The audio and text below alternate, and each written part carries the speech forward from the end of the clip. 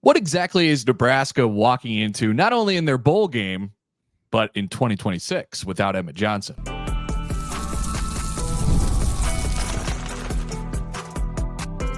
You are Locked On Nebraska, your daily Nebraska Cornhuskers podcast, part of the Locked On Podcast Network, your team every day.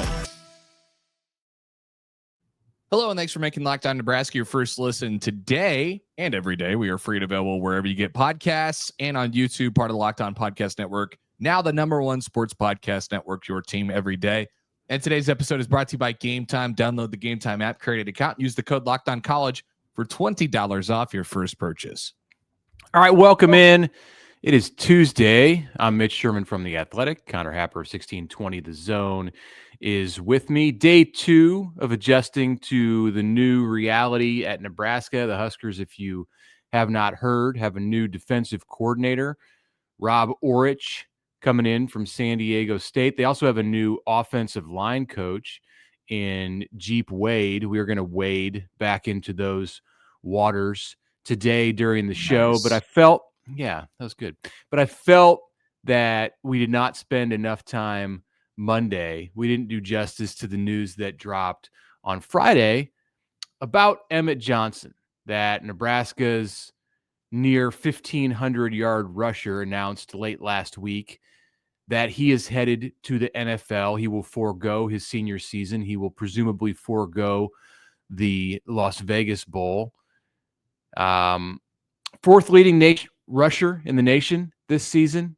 Most yardage at Nebraska on the ground since 2014. He led the nation in yards from scrimmage with 1,821. That's 151.8 yards per game. What an accomplishment from Emmett Johnson to have done that this year with this Nebraska team. You are going to see him on All-American teams that will be coming out this week. He did not get an invite Monday night to New York for the Heisman, which was anticlimactic after Nebraska's Heisman push for Emmett back in November. That was not going to happen at such a late juncture, but he had a season that compares him, I would say, favorably with some of the candidates who did get invites to New York, at least one of them. Emmett was not a Doak Walker finalist, but none of it diminishes what he did this year. He had a great season, the best season by a Nebraska running back since Amir Abdullah left the program, and he will be difficult to replace. What do we think about that task in front of Nebraska? Yeah. So I mean, there's kind of a lot going on here in that question, because, if you would have, we talked about Emmett at the beginning of the year, and we've since basically apologized for not giving, for underestimating him before the season starts. But I do think a large part of the product of what he put out there this year was, because they really just they leaned on him, and they committed themselves to that game, and you got your backs up against the wall a little bit. I'm not like, he had to still do the work. I'm not trying to take credit away from him, but it's possible that Nebraska could go right back out and find a running back, whether it's going to be in the transfer portal. I'm almost certain at this point, with another running back leaving yesterday, and Mosey and Nelson and Ives and Booth sitting in the room, all of which who were completely unproven at the collegiate level. So you're going to go out and you're going to try and find somewhat of an established guy and show that person Emmett, right? And say, here's what you could be. And maybe it doesn't end up being the same statistically.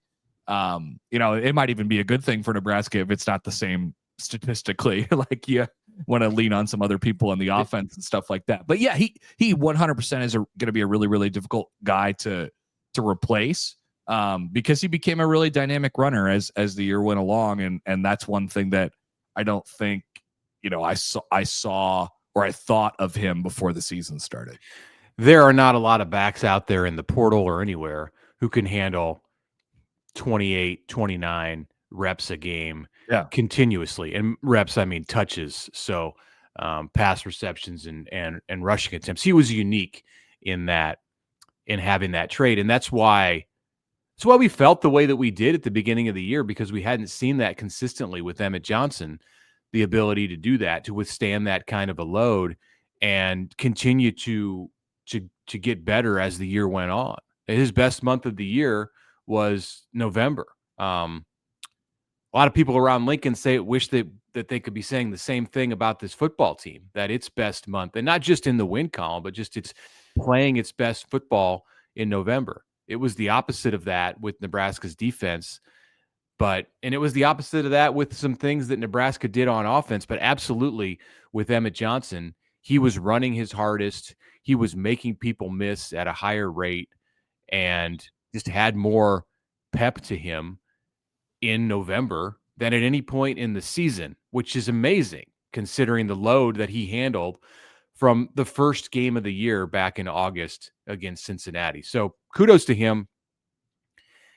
I don't even know that it does him justice to say, well, he's the best that Nebraska's had since Amir Abdullah. That's accurate, but that was only 11 or 12 years ago. Emmett is his season, this junior year, will go down one of the best. I'm going to say one of the best 5 seasons that a Nebraska running back has had in the history of the program. And you talk about wading into some deep waters there. I mean, you're going into a Heisman season.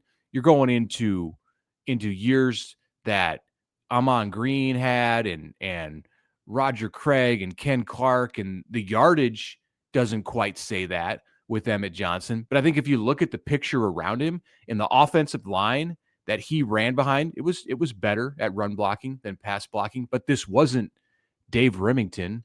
This wasn't Zach Wiegert out there on the offensive line.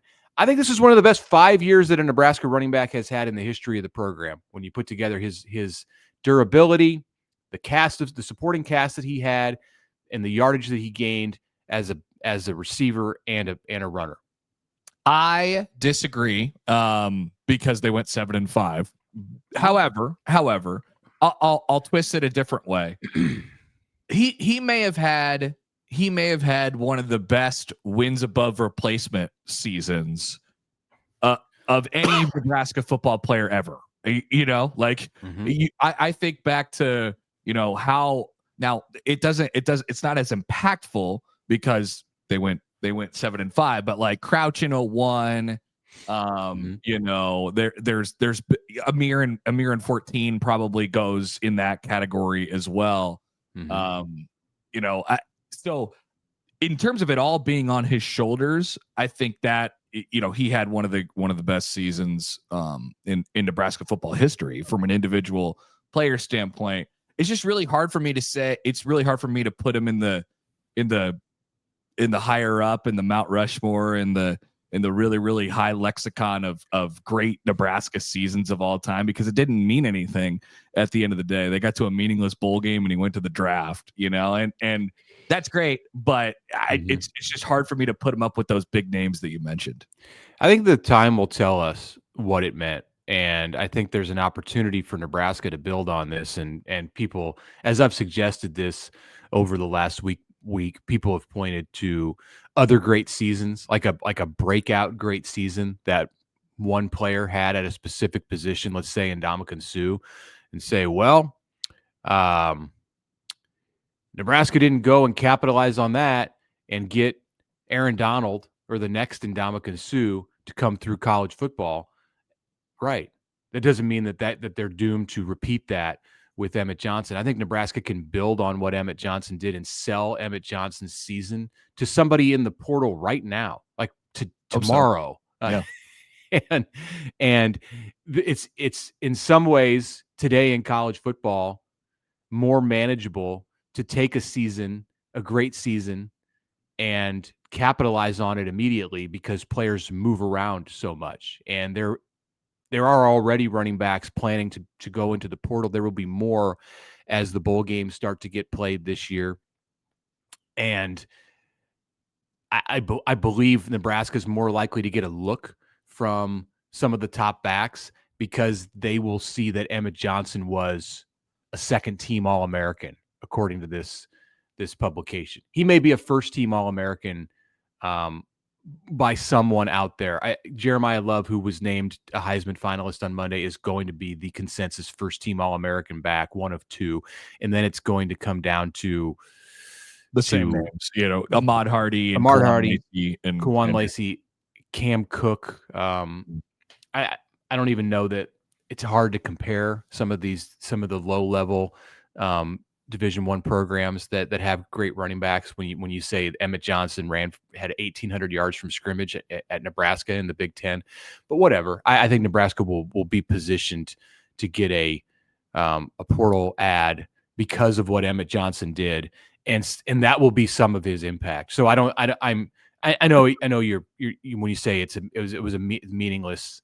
I know you don't mean that like. It didn't mean any. It's that's a little hyperbole, but sure. But like just as far as team success was concerned, there's no doubt that his impact and what he did this year could absolutely be sold in the transfer portal and could have like these indirect sort of impacts as you go on down the line. I think it proved to people that like it's doable still. Nebraska hadn't had 1,000-yard running back since 2018 in Divine Azigbo, and they hadn't seen a running back make plays the way he did since 14 Amir. So I think it does a lot like from an indirect standpoint. I also think, if you're doing the selling thing, if you're saying, hey, look, you could be the next Emmett Johnson, that person who comes in, high profile transfer running back, something like that, you also have to figure out, which they will, what it's going to be like on offense in general and the quarterback situation. So like, yeah, there's all that stuff that goes into it. And we're just barely at the tip of the iceberg in terms of that stuff.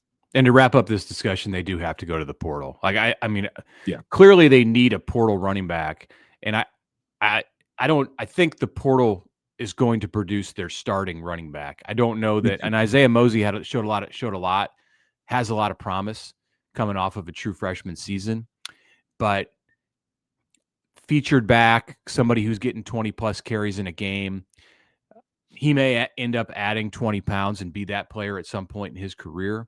I don't think he's there right now. I think he can be a tremendous weapon for Nebraska and was underutilized this year. But to think that he'll step into the role or a role close to what Emmett Johnson did in next year in 2026, I think is not realistic. And then Mekhi Nelson, Quentin Ives, Connor Booth. I think Nebraska will go to the portal and recruit over the top of those players. Jamarian Parker, as you mentioned, is already planning to leave Nebraska and go in the portal. So, yeah. All right, we'll get back to the running back conversation later this month, but definitely wanted to give Emmett a few minutes there to talk about his season. When we come back, more talk about the changes that Nebraska has made to its coaching staff already this month. But first, a word from our friends at Omaha Steaks. And when I say our friends, I truly, truly mean it. You're looking for a gift for the holidays? Well, let Omaha Steaks handle that for you, whether you're treating yourself this season or sending something memorable to family and friends across the country. Omaha Steaks delivers handcrafted perfection right to their or your door. And the cyber sale is still going on. The deals are big. So Omaha Steaks, what a fantastic gift. Once again, as I mentioned yesterday, just imagine you open up that doorstep. It's cold outside. You open up that front door and there's steaks on the doorstep. That sounds awesome. Or desserts, the full-on meals, which are fantastic. You could throw one or two of those in the crock pot for a weekend, whatever it might be. Omaha Steaks is going to have you covered, and it is delicious. Save big on unforgettable gifts with Omaha Steaks. OmahaSteaks.com. You get 50% off site-wide and an extra 20% off select favorites during the cyber sale. And for an additional $35 off, use the promo code COLLEGE at checkout. OmahaSteaks.com, promo code COLLEGE. Terms apply. See site for details.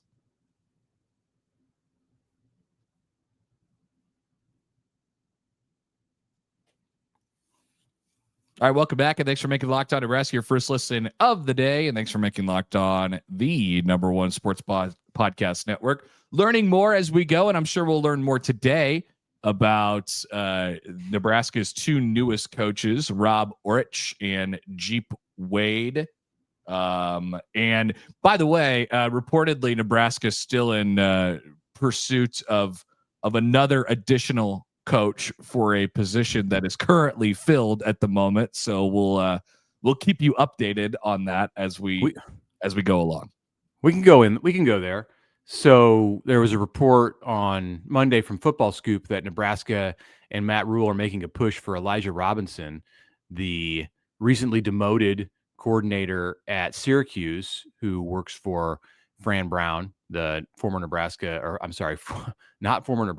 Matt Rhule assistant coach, ex-DC at Georgia, who's been in charge of at Syracuse for a couple of years. He did hire Vince Karras as his defensive coordinator to fill in for Elijah Robinson. Syracuse had a bad season, defensively, offensively, however you want to look at it. So changes are being made.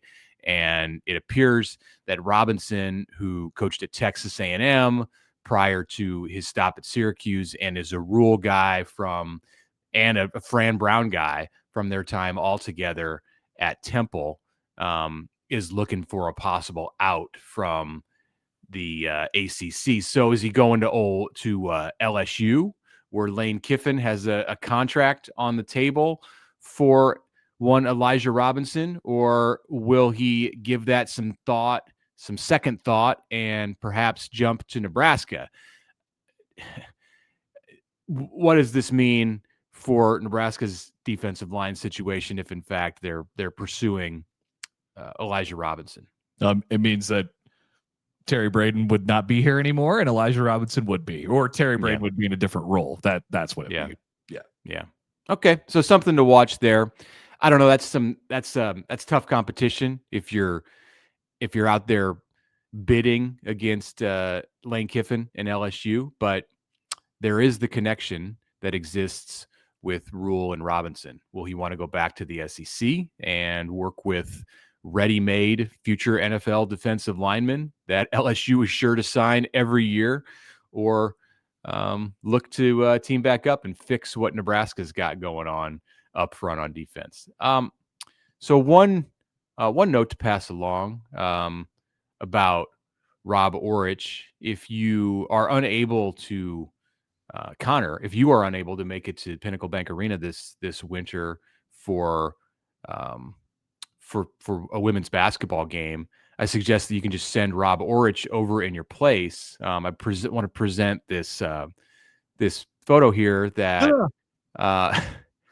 that Zach, my assistant, cooked up last night. So if you're watching on YouTube, you're stunned right now. And if you're listening on our podcast platforms, you cannot see a side-by-side of Connor and Rob Aurich, the Nebraska defensive coordinator, who appear to be related somewhere down the line. But you can imagine what it would be like if you can't see it right now. No, the red bearded, or like lighter tinted beard, like not black beard, bald guys are it's a rare bird. No, it's not. It's completely not a rare bird. Because I get compared to every single one of them that exist. You know, like maybe this person is a little bit bigger too. Maybe some, like broad shoulders, a husky guy. They're bald. They have a beard, and maybe the beard is like has a twinge of red in it. Me and all those people are always compared to them all the time. So it is nice, I will say, to have have another one in town. We could line us all up. We could have a party in downtown Lincoln or something like that. It'd be fun. So you've met some of the other lookalikes? Yeah. Oh yeah. We have a group chat, and we all just talk to each other all the time. It's got to be a kinship. Like when you see somebody who has that look, do your eyes meet across the room? Like I'm envisioning you and Rob Aurich getting together at some point, maybe a practice in the spring or the fall, some kind of media availability. There's got to be some time where there's got to be a bit in here somewhere. Yeah, we can see the two of you in the same room.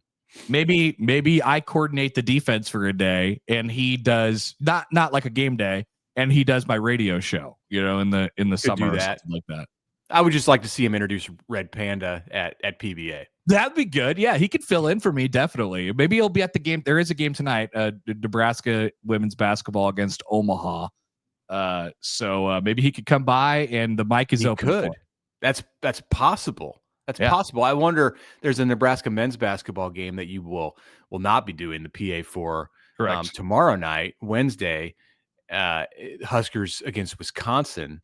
That might be the more likely time where Matt Rhule would take his new assistants over to see what it's like in the world of Nebraska athletics. Nothing against the environment that's going to exist tonight at PBA as the Nebraska women take on the Mavs. But I think that Fred Hoiberg's newly ranked, Amy Williams and Fred Hoiberg's newly ranked teams, both in the AP top 25 this week, but Nebraska men against Wisconsin is going to be a good one. Yeah, I agree. All right. So let's talk a little bit about Rob Aurich. Not just his red beard and his baldness. Mm-hmm. You have an interesting. Why don't you pose this question? Because I'm fascinated. I want to get the background on it. Yeah. I mean, I look at Nebraska's defensive coaching staff. I see Addison Williams, who's already got the green light. He's staying at Nebraska. He's a former defensive coordinator. We know that Nebraska's got Phil Snow. He's not taking a back seat anytime soon. I think Snow is re-energized in this role that he's playing at Nebraska. At some point, he's going to retire again, but I don't think it's right now. He's coordinating the defense for Nebraska in the Las Vegas Bowl. Nebraska's out there looking at Elijah Robinson, who has defensive coordinator experience. And yes, we know Matt Rhule likes to get involved in the defense. He is a defensive guy. I think in 2026, you might see Matt Rhule more involved on the day-to-day with the defense than what you saw here in 25. He may have overstepped. Matt Rhule may have overcorrected in the area of large staff size, head coach, CEO kind of actions, and he may get his hands a little more dirty with the defense, specifically the defensive line in 2026. So with Aurich coming in, Redbeard, does Nebraska have too many defensive cooks? Does it run the risk of having too many cooks in the defensive kitchen? And did Matt Rhule make this hire with a young DC instead of going with a coordinator who had more experience pursuing Jim Knowles, something of that in that area? Because this is what he wants. He wants to get himself back in and have more control of what Nebraska's doing defensively. It's such an interesting read on the situation, and totally understand like why, you would look at this and say, oh, okay, I kind of see what's happening here. I look at it from the prism of, I think he has a clear understanding, or a much clearer understanding of the type of personalities that he needs in his coaches. And we talked about this a little bit yesterday. I think him going out on a limb and hiring Mike Eckler and having to be convinced to hire Mike Eckler at first, and then him coming in and immediately snap, changing things over on special teams. I think that really, made an impact, as it should. And I think, bring Aurich in, it seems like he's like, I don't know, 75% of a Mike Eckler, in terms of, just how he sort of acts. And I think they need that. And so I think from that perspective, he understood what he wanted. I don't view it as a situation where it's like you bring in a young, inexperienced guy who's, never coordinated a defense at this level, simply because you can kind of control him. I don't think that. I think you're doing a disservice to your coaches if you don't let them coach. And I think, the results, although they are limited in terms of how much there are, how many points of data we have, the results are really fascinating from Aurich, because he turned around a San Diego State defense overnight last year. So I just think you got to let him, run. That's what you're hiring him for. Yeah. You're not hiring him so he can be a puppet. Absolutely not. And I'm sure Rhule would scoff at that and say, his resume stands up for itself. I'm just posing the question about how much Rhule will get involved with the defense, and if Nebraska has to worry about having so many of these alpha type defensive guys on that staff. And I think that was part of the problem in 2024. That was part of the problem with the dynamic between Tony White and John Butler. So you don't want to run yourself back into that kind of a situation. And I think as long as you're aware of it and there's a clear understanding of what the power structure is on the defensive side and where Rhule fits in with that. Rhule was heavily involved in the defense in 2024.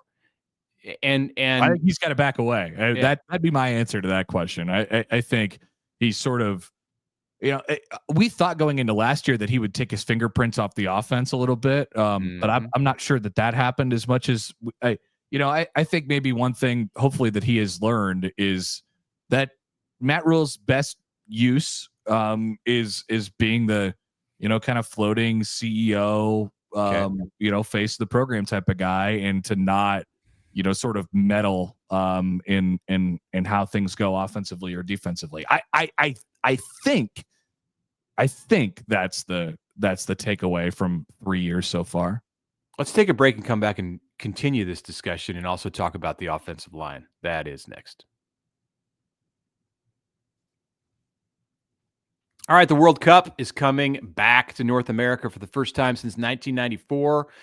And with 48 teams for the first time ever, it's going to be massive.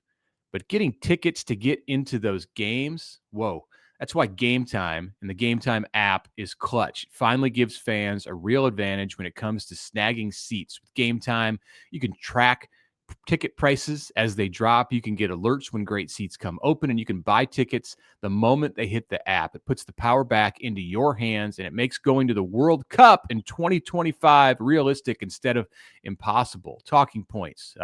We got talking points. You pull up the app, you make you scroll through, see the matchups, compare seat views, you pick a game, you tap a section, you got your seat within minutes. There's no confusion.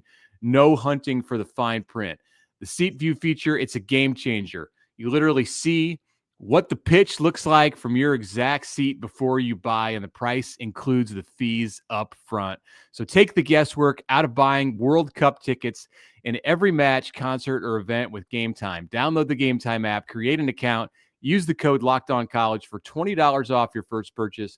Terms apply. Again, download the app, create an account, use the code LOCKEDONCollege for $20 off. Swipe, tap, ticket, go. Download GameTime today.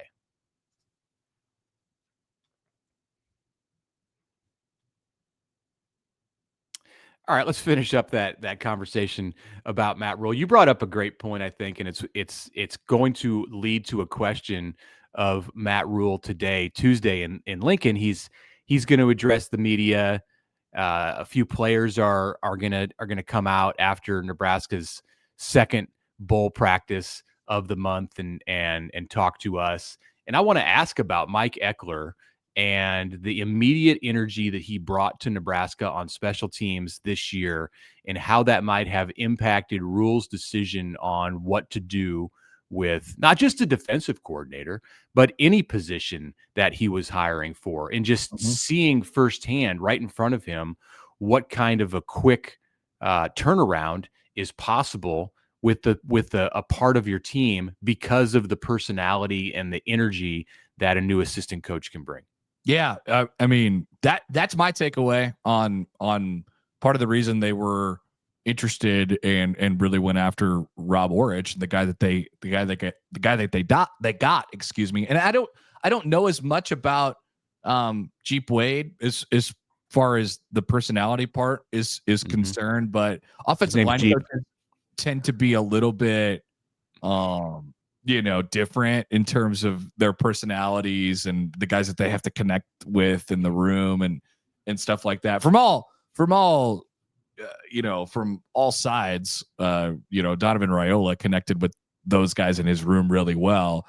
but he never said a word to the media, or didn't have this like big personality where he talked all the time and all that stuff. And we never got a window into that, at least. So you never really know with that position. But yeah, I think it's a big part of it. I've said it for a couple of years. I think this program needs some juice.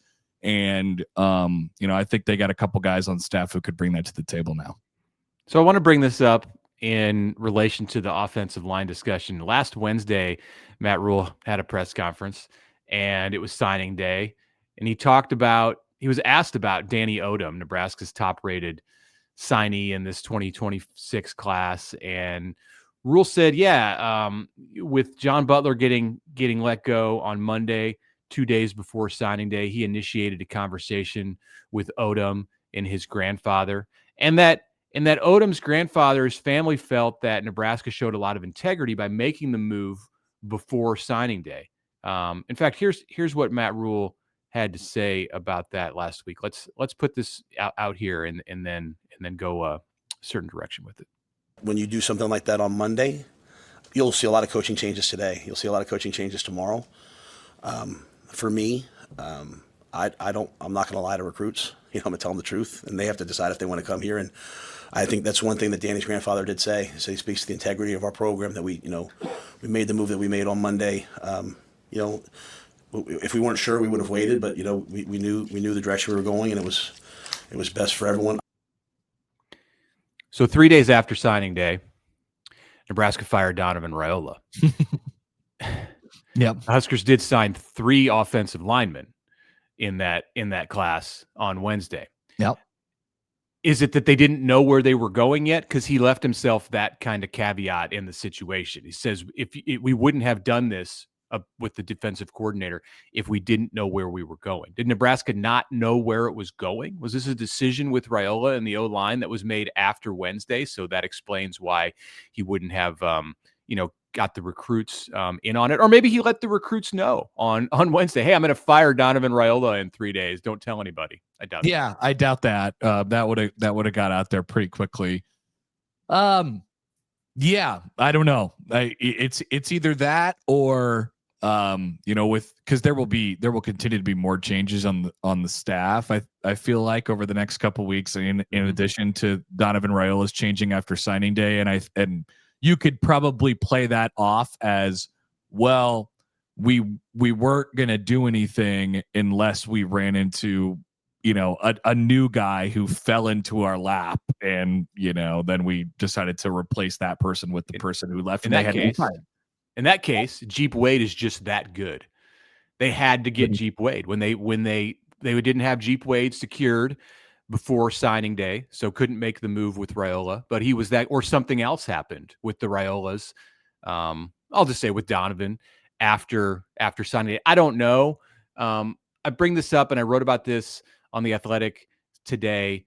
There's a lot of gray area. Like, you cannot walk into any December, definitely not now in college football, and apply the same kind of guidelines. Like, you cannot say, well, Matt Rhule told his top defensive recruit, we did this, we made this decision with the DC before you signed, so you would know about it. And then turn around and in the next sentence say, well, why didn't he do that with the offensive lineman? The answer, as far as I'm concerned, as I look at college football and I look at the situation at Nebraska today, is because we don't live in a black and white world when it comes to college football. Right. You have to operate, you have to be comfortable in the gray area. And that's where all of these decisions are made. It's messy.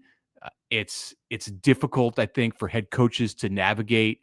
It's really hard to be a player today when you sign and 3 days later you have a new position coach. But we're like, the whole thing is messed up. Like, the calendar's all screwed up. Like, some point this month we'll do another episode talking about how bad the college football calendar is. And it's not just in college football, but that's at the top of our mind right now. And these things, like, you've just kind of got to roll with it and hope that you have the right guy in charge. They change overnight, and what do we call it during COVID? Like, unprecedented times. Things change just so fast. At the same time, I will say this: I'm not going to hand out any pats on the back for a guy, a head coach firing an assistant coach before signing day, and the signees really enjoyed it, only to then come back afterwards after signing day and then fire one or more coaches after that, and then take other recruits, situation by situation. But no pats on the back for any of this stuff from me. Maybe he's getting it from recruits' grandfathers and stuff like that, but it's the business, and that's the way that I'm going to sort of treat it. Yeah, he could have left that out of the press conference on Wednesday, but he was asked the question about having conversations with the recruits as it related to Butler. So I understand the openness there. All right, just something to bring up. Fair. Okay, we're going to wrap up the show right there. We'll have more to say, more to consider about the offensive line situation, about the DC situation, about what this month is going to look like at Nebraska. Is there more change to come at Nebraska still this month? I think the answer to that question is yes. So stay tuned with Locked On Nebraska as we continue those conversations the rest of this week and moving forward. Thank you today for tuning in. Be sure to join us tomorrow. Make sure you subscribe and follow Locked On Nebraska to get all the latest episodes. Follow us on social media on X at LO Nebraska. And if Locked On Nebraska made your Spotify Wrapped, prove it on social media to secure a free month of our brand new Everydayer Club. Just tag our national Locked On Podcast Network account on any social platform, and we'll drop you a code. Be one of the first to join the Everydayer Club and get your favorite show ad-free and exclusive access to members-only Discord channel. Not sure what that is, but we'll have to look into it. For those of you on video, we're going to send you now to the first ever 24/7 National Locked On Podcast Network YouTube channel. And on audio, make sure your second listen is the Locked On College Football. Goodbye for now.